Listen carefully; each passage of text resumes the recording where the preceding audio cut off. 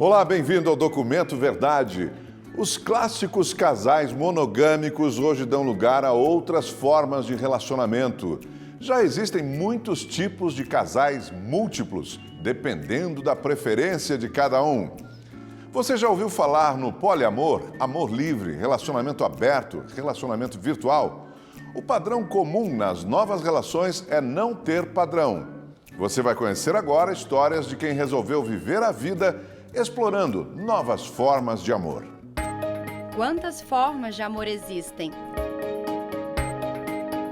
Enquanto uns escolhem ter um parceiro para a vida toda, há quem prefira experimentar o amor de uma forma mais livre. Você conseguiria? É aquela velha história, eu acho muito legal, mas acho que não. Quando é com a gente? Quando é com a gente é um pouco diferente. Mas eu tenho, inclusive, conhecidos que têm relacionamento aberto. E você seria adepto ao relacionamento aberto? Não. Eu sou meio ciumento. Não conseguiria. Me conhecendo um pouquinho, não conseguiria. Acho que eu não duraria nem, não tentaria nem um dia numa relação dessa. Não consigo. Pra mim não daria certo, mas tenho amigos que dá certo. Porque eu sou monogâmico.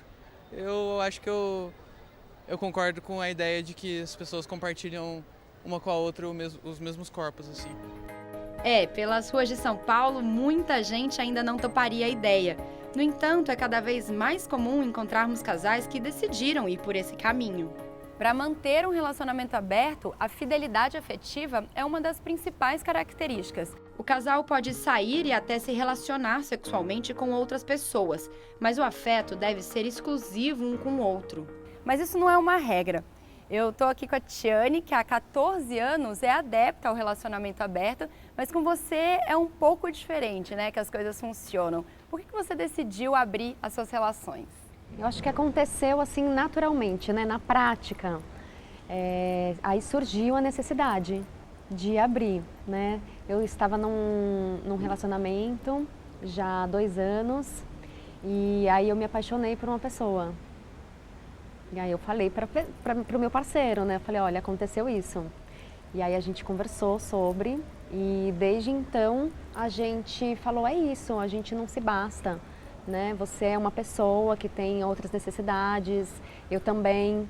Então, o que a gente vai ter que fazer, quais são os acordos que a gente vai ter que ter para continuar, né? Até onde a gente achar que deve continuar. E como que a gente transita também, né? E se abre para outras experiências, desde que isso traga amadurecimento mesmo, né? Para ambas as pessoas. Depois de viver algumas experiências, Tiane se relaciona atualmente com 3 parceiros. Para ela, o estilo de vida é libertador, mas não é tão simples administrar vários relacionamentos ao mesmo tempo.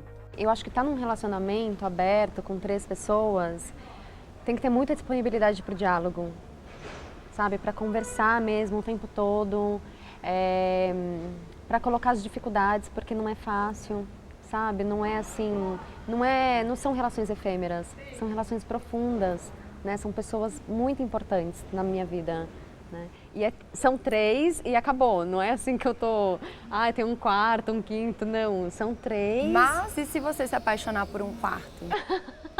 Não, dá muito trabalho. Mas pode acontecer. Pode acontecer. E tá tudo bem para eles? Tá tudo bem, vamos ver o que acontece, porque às vezes essa 4ª pessoa pode ser que desestabilize as minhas outras relações. A Sue também decidiu entrar em um relacionamento aberto. No caso dela, não fazia mais sentido conviver com a infidelidade do marido. Depois de idas e vindas de um casamento de 5 anos, a filósofa mudou as regras do jogo. Eu cheguei à conclusão de que para mim não era conveniente voltar para ele com só ele não sendo monogâmico e se sentindo muito bem em mentir. Porque o homem ele é criado para ter outras relações e a mulher não. Eu decidi que eu só voltaria com ele se fosse num regime aberto, porque aí eu poderia ficar com outras pessoas sem me sentir culpada, porque meu problema era que eu me sentia culpada. E aí começamos numa relação aberta. Não foi fácil, não. Com o passar do tempo, ela se viu em um outro conflito. Depois de algum tempo praticando a relação aberta e lendo sobre relacionamentos dissidentes, nós chegamos à conclusão de que não era ético com as outras pessoas, com essas terceiras pessoas com quem você se envolve a relação aberta, porque a pessoa pode se apaixonar por você e aí você está numa relação que ela é aberta só enquanto te convém, então ela não é aberta para você dedicar tempo ético para o outro, cuidado aos afetos do outro. E aí, a partir de então, eu passei a ter relações poliafetivas. No poliamor, o contrato é de que você tem que respeitar todo mundo e você pode amar diversas pessoas ao mesmo tempo. Então, na verdade, eles colocam isso como possibilidade, né? Você não precisa amar uma pessoa só, você é capaz de amar várias pessoas e tem esse direito de se envolver afetivamente com várias pessoas. Para manter uma relação saudável, é fundamental estabelecer um contrato.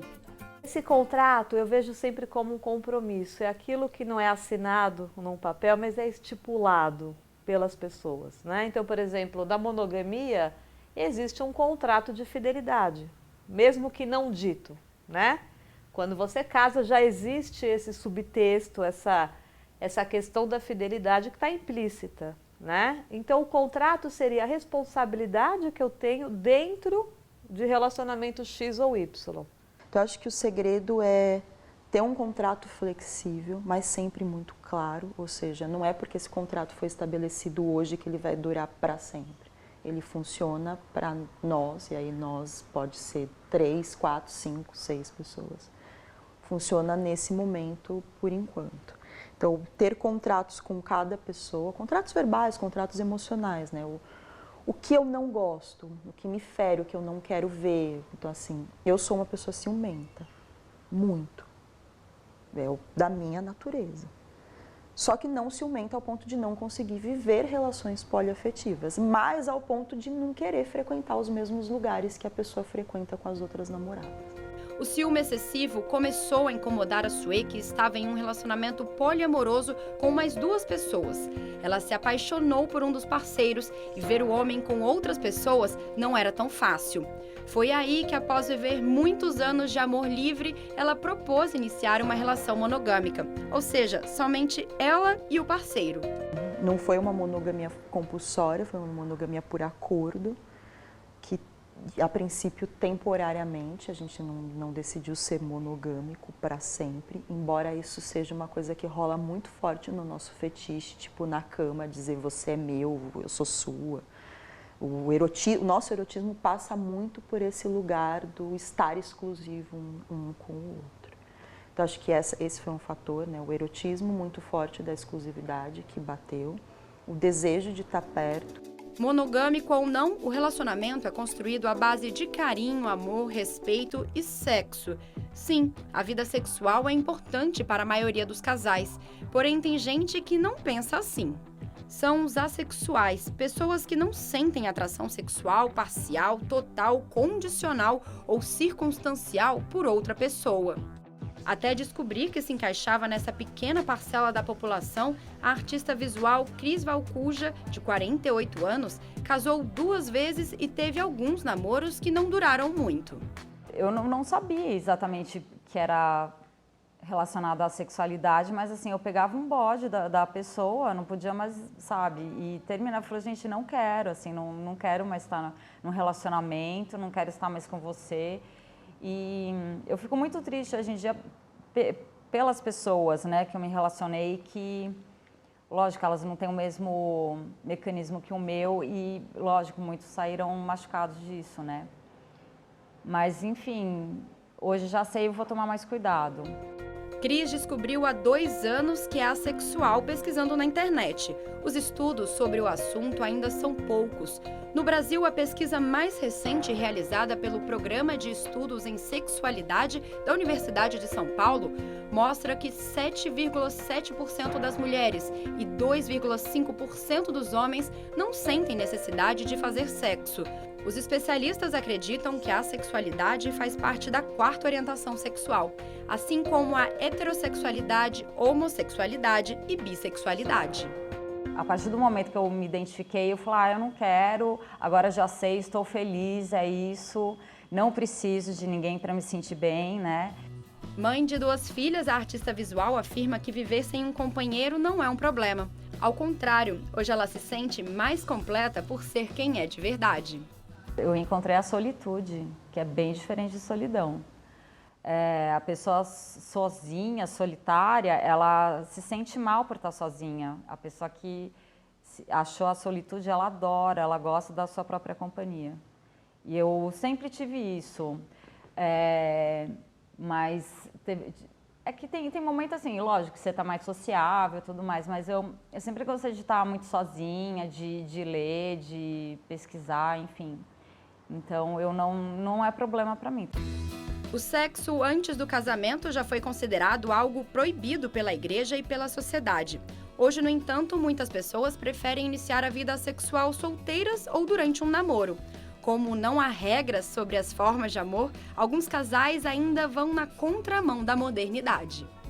O Alan e a Melissa estão casados há 3 anos e meio e ela está grávida já do Murilo, que deve nascer em agosto. Mas antes de tudo isso acontecer, eles tomaram uma decisão: sexo só depois do casamento. Foi uma decisão do casal ou foi uma decisão de um dos dois? Nós dois, casal. Nós dois tomamos essa decisão, né, de esperar, né, de se conhecer melhor e esperar para depois do casamento. Eles se conheceram em 2015 e desde o início decidiram fazer tudo conforme a orientação da igreja evangélica.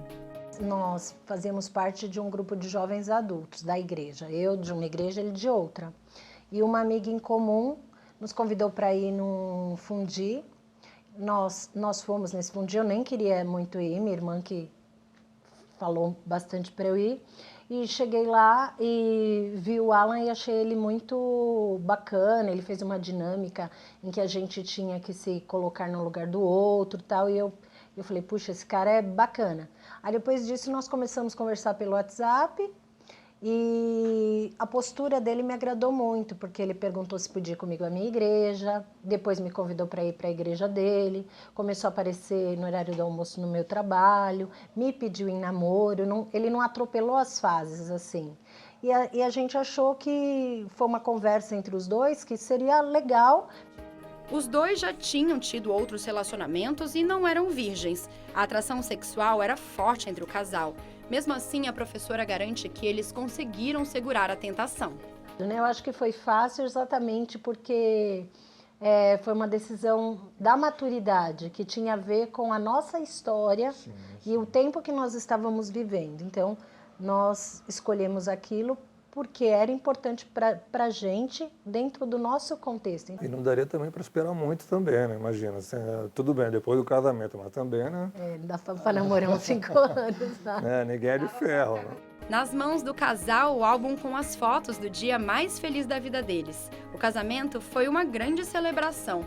E depois da festa, a noite de núpcias se tornou um momento ainda mais especial. Foi bem gostoso para nós, porque quando a gente casou, foi meio que assim, é como se a gente fosse adolescente de novo. Esperando a pessoa especial, aproveitando com várias ao mesmo tempo, ou até sem ninguém mesmo, o importante é amar e respeitar os diferentes tipos de amor. E se você acha a vida a dois difícil, imagine colocar mais uma pessoa nesse relacionamento, o chamado trisal. Acompanhe agora a história de amor entre 3 homens que resolveram dividir juntos a mesma vida. Dizem que ninguém manda no coração.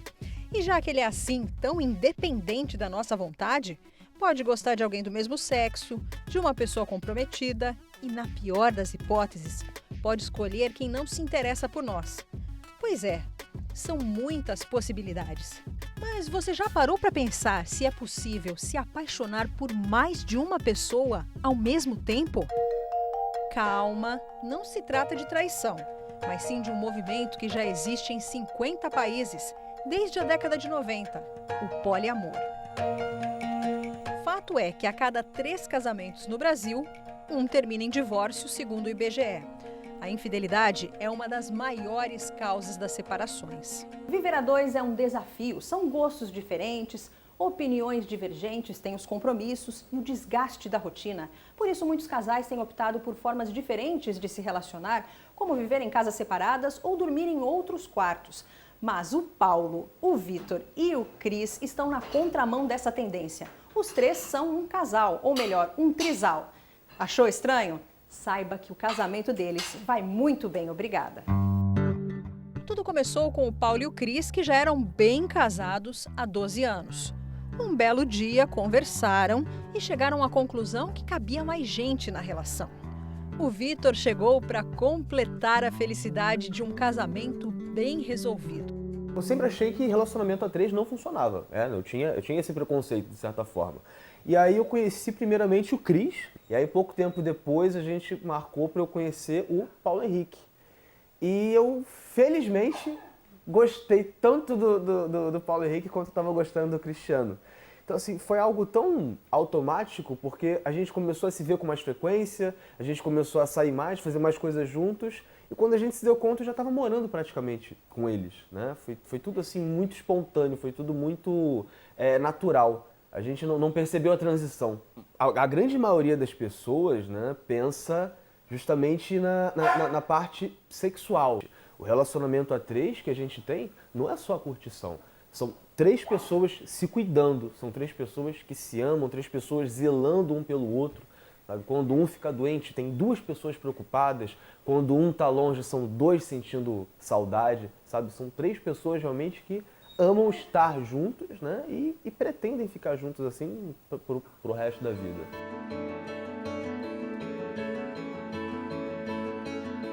A minha preocupação quando eu vim morar com eles, né, era justamente isso. Caramba, eles estão juntos há 12 anos, né, casados há 12 anos. Então, será que eu não vou prejudicar esse relacionamento? Será que eu não vou ser responsável por algum término? Eu tinha esse medo. Então, quando eu via os dois juntos, eu não sentia ciúme deles juntos. Muito pelo contrário, eu adorava ver os dois juntos, porque eu via ali que o relacionamento deles estava intacto. Todos nós aqui temos algum nível de ciúme, algum nível de higiene forte, algum nível de preocupação, né, com esse zelo que ele falou, né, dos outros dois estarem bem. Então, eu acho que a questão é mais as doses, mas acho que todo mundo tem um pouquinho, entendeu, de tudo. A gente tem a consciência de que o tipo a forma como eu me relaciono com o Vitor é diferente da forma como eu me relaciono com o Paulo, porque são duas pessoas diferentes, que pensam de forma diferente, assim como eu também, né? Mas o sentimento, o amor é o mesmo. Eu tive com o Cristiano durante 12 anos e a gente não buscava uma outra pessoa. Em algum momento a gente enxergou esse espaço. É importante a gente sempre dizer isso, que assim, não é que a gente sentisse falta de uma terceira pessoa ou que estávamos incompletos. Só que assim, hoje em dia, desde o momento que a gente conheceu ele, que a gente começou a se relacionar, hoje em dia a gente não se vê mais sem o outro. A união é tanta que até um pedido de casamento foi feito. Os dois se ajoelharam na minha frente com a terceira aliança, que é uma aliança como a do casamento deles de 14 anos, exatamente. E eles se ajoelharam, me pediram em casamento e falaram justamente isso pra mim, que nunca foi 2 mais 1, que sempre foi 3, né? E a partir dali eu vi que eu realmente não tinha que ter medo, né? Que eu tinha muito mais a ganhar ali com eles, né? Que eu realmente estava sendo amado de verdade por 2 pessoas. E isso teve um peso muito grande para mim. As 3 famílias aceitaram o relacionamento. Mas Vitor foi demitido depois de postar uma foto com os 2 maridos em uma rede social. Parecia que o Paulo Henrique estava adivinhando. Ele falou que não achava muito sábio colocar uma foto assim logo de cara para que as outras pessoas vissem. E aí eu tirei essa foto. Não passou uma semana, eu fui desligado. E ele recebeu um aviso de uma pessoa da empresa falando para ele isso. Dizendo para ele assim, se eu fosse você, tomava cuidado, porque eu fico feliz por você, mas tem pessoas que não necessariamente na empresa tem essa mesma interpretação. E logo depois aconteceu isso. Na minha concepção, se eles não aceitavam o meu casamento, eu não servia de fato para estar com eles. Eles não mereciam a mim como profissional. A demissão trouxe uma ideia: criar um perfil no Instagram com as fotos do trisal. Eles já têm milhares de seguidores. E o Melhor de Três tem inspirado muitas pessoas. A gente viu aí uma oportunidade da gente não só contar a nossa história, né, mas também mostrar assim, que um relacionamento a três ele é um relacionamento tranquilo, comum, como qualquer outro, a partir do momento em que a gente tenha companheirismo, que a gente tenha o diálogo, que a gente tenha o amor ali sendo vivido a todo momento. Né? A gente vai ter as nossas discussões, as nossas diferenças, mas a gente sempre colocando isso. A Natasha também descobriu que existe vida sentimental fora da monogamia. Eu me considero poliamorista, meu parceiro se considera poliamorista e nós estamos com uma relação estável. Só que a questão toda, a diferença que as pessoas às vezes têm dificuldade assim para entender é que a gente tem a possibilidade. Se eu quiser agora encontrar um cara, marcar no Tinder e ficar com ele, eu posso. O tema de hoje vai ser poliamor. Nath é psicóloga e tem um canal no YouTube onde fala livremente sobre o tema. Às vezes as pessoas elas entram no poliamor, saem da monogamia para ir para o poliamor, achando que elas vão consertar relacionamento, né? Então, se você está fazendo isso, acho que você já está fazendo errado. Porque você vai colocar mais gente no bolo do seu relacionamento. Não tem uma fórmula mágica, uma receita de bolo que eu possa dar que, olha, gente, é assim que vai dar certo. Eu acho real que responsabilidade afetiva é uma das melhores coisas que as pessoas podem fazer.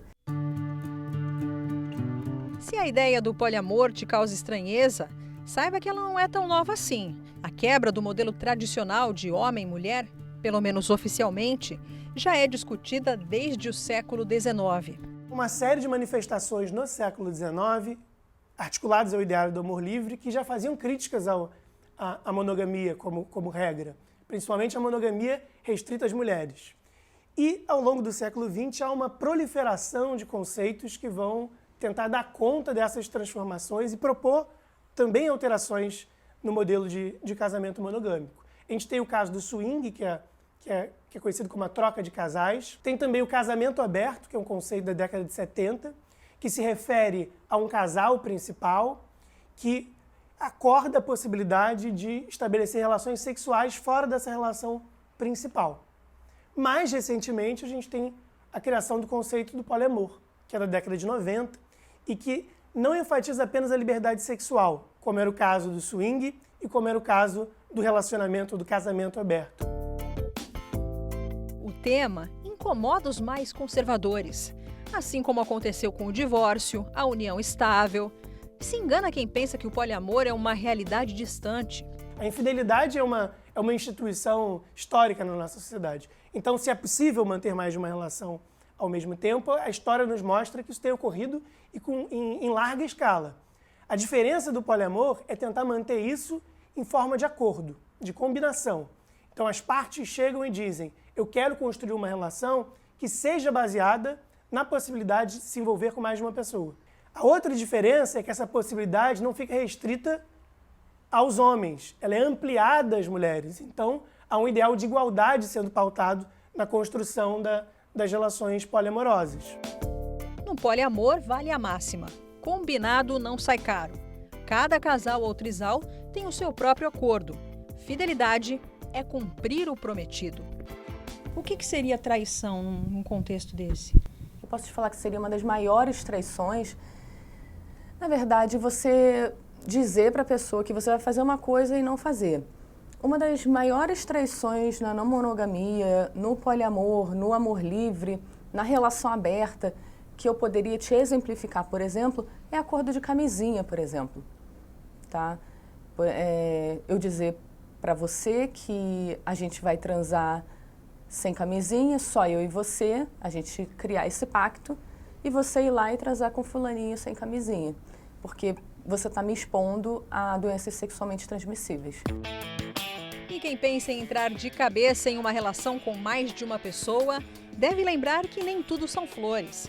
Afinal, relacionamento é relacionamento e tem seus altos e baixos. Não existe, né, uma relação mais fácil, né? Existe o sujeito estar conectado com o que ele deseja, né? Não estar refém de nada, né? Não está aceitando nenhum tipo de posição porque se sente incapaz, né? Ah, tô sozinho porque sou incapaz de ter alguém. Ou tô numa relação a 3 a 4 porque dependo de tal pessoa, então tenho que submeter o desejo do parceiro ou da parceira. O que é importante é que cada um esteja muito conectado com o seu limite, o que realmente deseja, porque um preço vai ter sempre, né? Qualquer relação. Alguns formatos, né? Mais, outros menos. Durante a reportagem, você deve ter percebido que em vários momentos eu me referi à relação do Paulo, do Cris e do Vitor como um casamento. E eles de fato vivem os três juntos, usam até uma aliança. Mas por enquanto, só o Paulo e o Cris têm um contrato de união estável, que se equipara a um casamento. Eles vão entrar com uma liminar na justiça,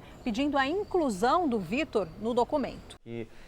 Fórmula acho que ninguém vai ter, até porque cada um vai ter a sua. Tem muitas pessoas que são felizes sozinhas, eu acho que tudo é justo, né? E a gente tem tentado mostrar esse caminho, né, para as pessoas como algo legítimo e mostrar para as pessoas que de fato o medo pode existir, mas a gente não pode deixar nunca o medo vencer o amor, né? E as relações amorosas não são apenas entre pessoas. Você vai conhecer agora histórias de quem decidiu casar com torres, bonecas de silicone e animais de estimação. E uma mulher que nem precisou de parceiro para dividir a vida. O amor próprio para ela já é suficiente. Ah, Paris! Cidade Luz, paraíso dos românticos. Dizem que é quase impossível não se apaixonar na capital francesa. E Érica é prova disso. Ela se apaixonou sim, mas não por alguém, e sim por ela, a Torre Eiffel.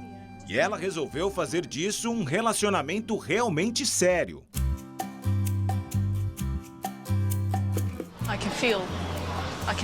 Ela realmente me ama também. Eu sinto de verdade. Sinto nesse momento. E eu não ligo se as pessoas não acreditam. Não muda nada pra mim. Os únicos envolvidos nesse relacionamento somos eu e ela. Se as pessoas me chamam de louca, eu não ligo. O que temos é real. Se é real pra mim e é real pra ela, tá ótimo. A atração pela torre não é só emocional. Érica jura que também é física. Acho que as pessoas têm que encarar esse relacionamento com mais seriedade. Não é apenas uma conexão sexual, é mais do que isso. Existe o sexo, mas não vou dizer para as pessoas como eu faço isso, porque se eu dividir minha intimidade com o mundo, ela perde o valor. E o cartão postal francês não foi o primeiro amor de metal de Érica. A jovem, que já teve um breve relacionamento com o Muro de Berlim, se apaixonou ainda criança. O primeiro objeto que eu me apaixonei foi uma ponte na minha cidade natal. E eu nem achava que era estranho até a adolescência, quando os meninos começaram a namorar as meninas. E eu pensei, ok, eu tenho mais interesse nessa ponte do que em qualquer garoto. Talvez eu seja um pouco diferente. Na Alemanha, o carteiro Yves Michelich ficou em choque quando a gatinha dele, Cecília, tinha um tipo de asma muito forte e que não sobreviveria a um tratamento. O amor pelo felino era tanto que Yves tomou uma decisão inusitada: casar com a parceira de 4 patas. Como esse tipo de união não é legalizada na Alemanha, Yves desembolsou cerca de R$ 1.600 para que uma atriz realizasse a cerimônia, fazendo parecer o mais real possível. A gata até vestiu um véu e o carteiro colocou o melhor terno para a ocasião. Cecília é uma criatura muito confiável.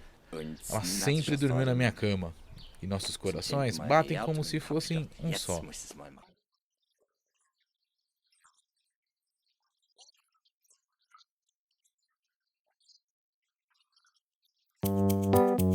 No Japão, uma indústria está em constante crescimento, a de bonecas de silicone.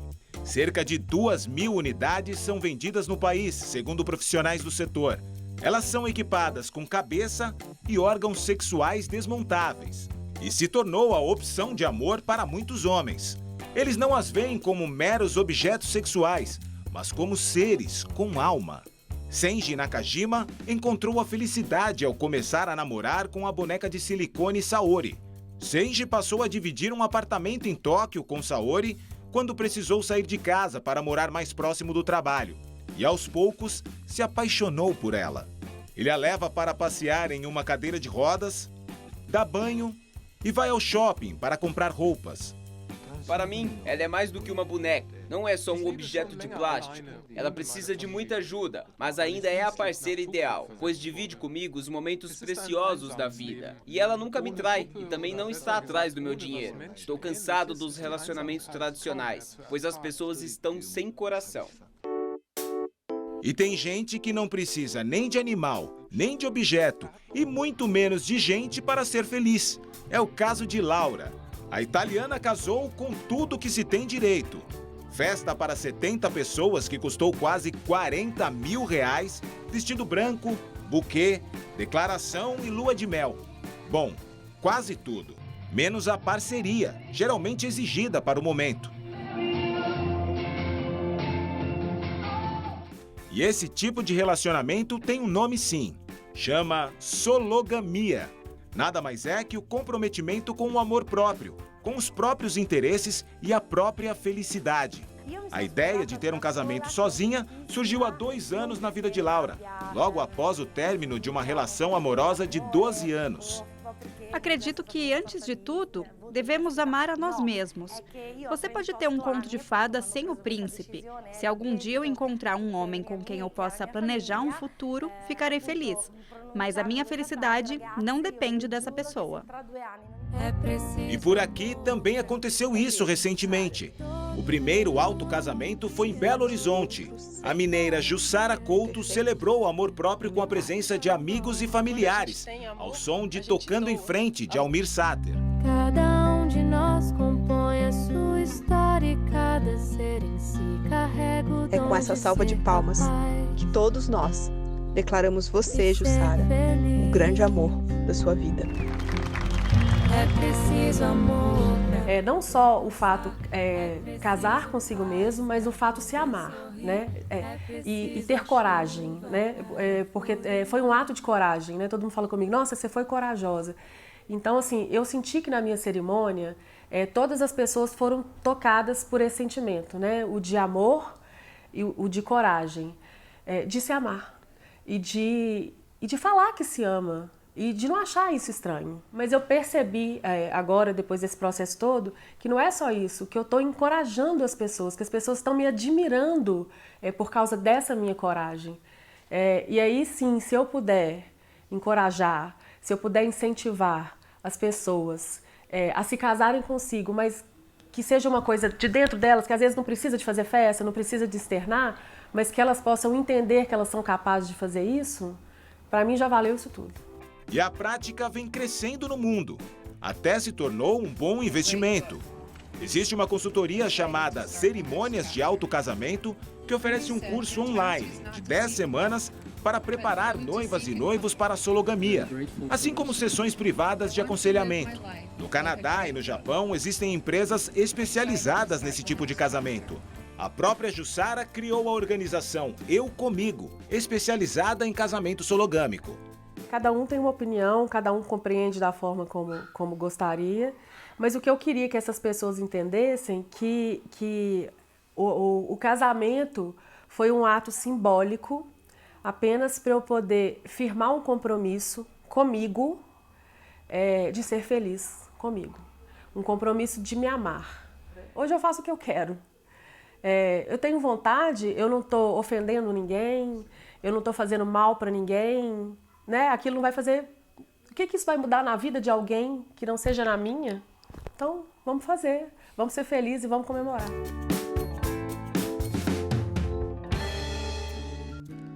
E o Documento Verdade fica por aqui. As reportagens que você assistiu neste programa também estão disponíveis no portal da Rede TV e no YouTube. Até o próximo programa.